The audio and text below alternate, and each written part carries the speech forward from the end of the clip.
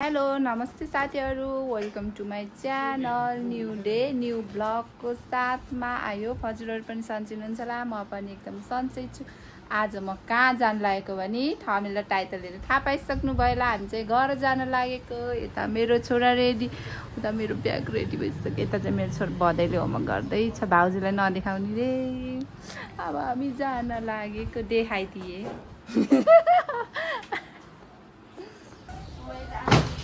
ल ल हामी गयौँ, बाई बाई। मेरो झोला कसले ल्याइदिन्छ?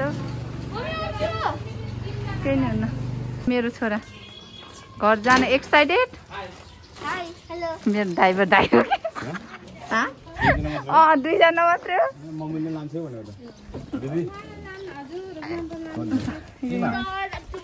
त्यो अगाडि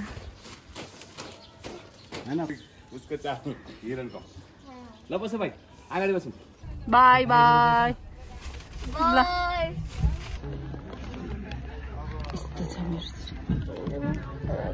हामी कहाँ जान लागेको? ओ माई गड, धेरै यस्तो भिड दसैँ लागेको।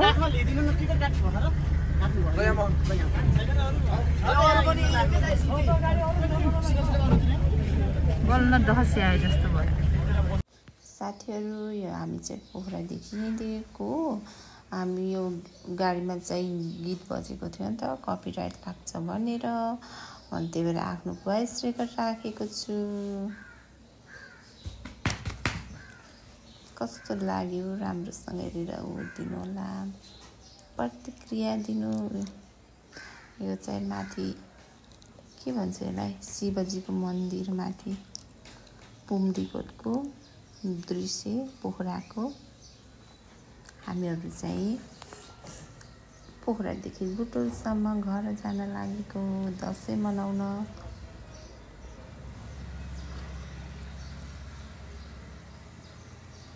यस्तो भिड थियो, धन्न हामीहरूले छिटो टिकट काटेको भएर अगाडि पाएको थियो।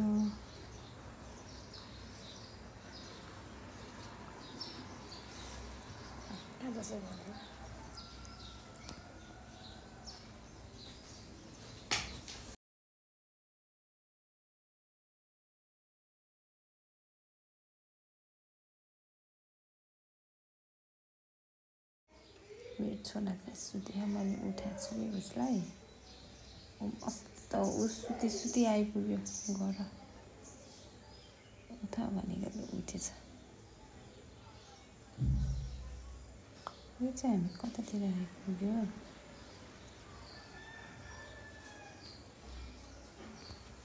हामीहरू चाहिँ रामदी आइपुग्न लागेको छ। अब रामदीमा चाहिँ खाजा खान हुन्छ नि त।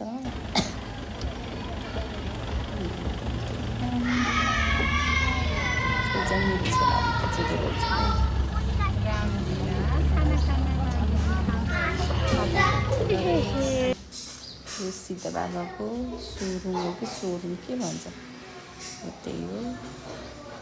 राम्रो भएको रहेछ।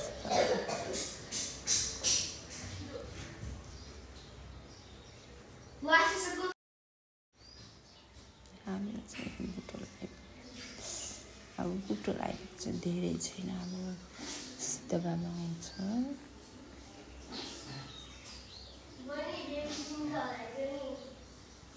सिद्ध बाबा सबैले दर्शन गर्नु होला।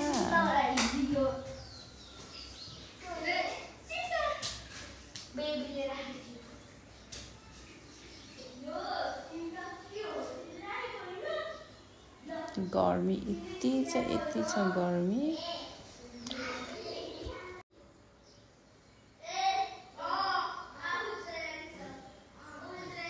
सिद्ध बाबा आइपुग्यौँ हामी।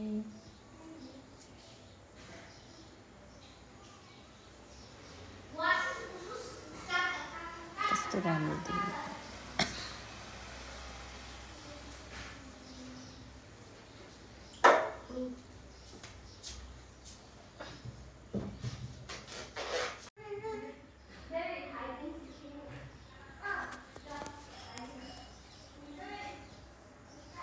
यो गाडीको चिक भएर राम्रोसँग हल्ले हो कि राम्रोसँग खिच्नै पाएन। अब हामी एकछिनमा बुटोल आइपुग्छौँ।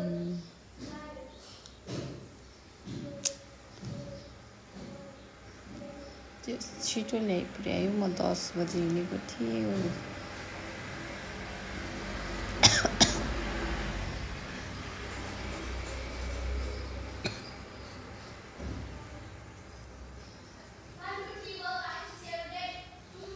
सब गीत बजेको भएर कपिराइट लाग्छ भनेर मैले चाहिँ म आफ्नै भोइसहरू राखेर बोलिरहेको। त्यही भएर यो फेरि यतातिर पनि सिधो भएको। यो चाहिँ सानो हो क्या हो, उता ठुलो। अघि नै सुरुबाट देखाएको क्या। बिहा पनि रहेछ।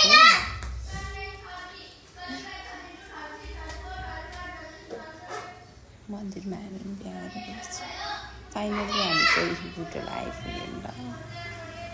पहिला सुरुकै खिच्न म त रेकर्ड गरिस् होला भने मैले नगरेको छु क्या। यो चाहिँ अलिक उता पुगेपछि गरेको। बच्चाहरू अगाडि राखेछ।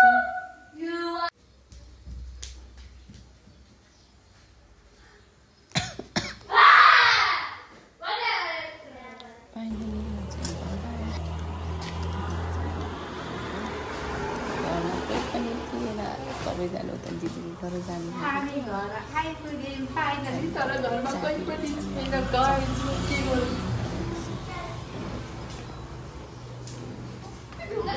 छोरा फेरि क्यामेरामा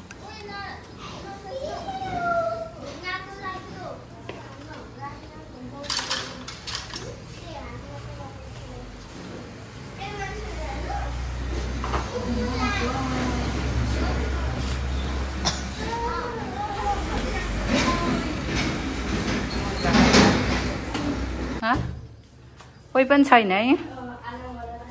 तिमीहरूमा आउँदा कहिले कोही नि हुँदैन है।